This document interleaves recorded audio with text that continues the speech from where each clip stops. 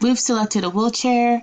Now we have to assess the individual while in the wheelchair. The first step is to assess the individual's pelvis while sitting in the wheelchair. As we know, proximal stability is important for trunk and head control and use of the upper and lower extremities. We want to make sure a position with the pelvis is neutral or in a slight anterior tilt.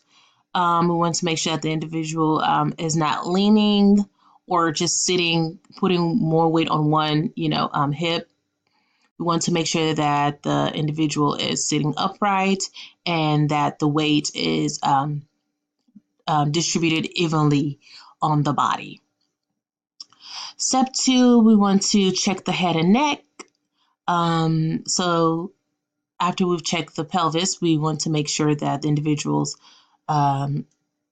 is sitting in a position where the head and neck are straight up. The position of the head is important in inhibiting abnormal reflexes and maximizing the visual skills of the individual. We want to make sure that the individual's head is not tilted to the side.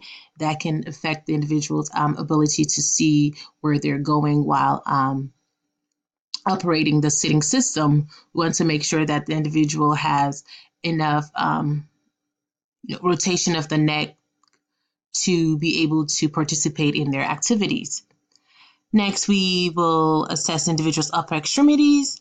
A lack of support for the arms can cause problems. Like, for instance, if the arms are just left out hanging, they can run into problems like subluxation of the shoulder joints and other injuries.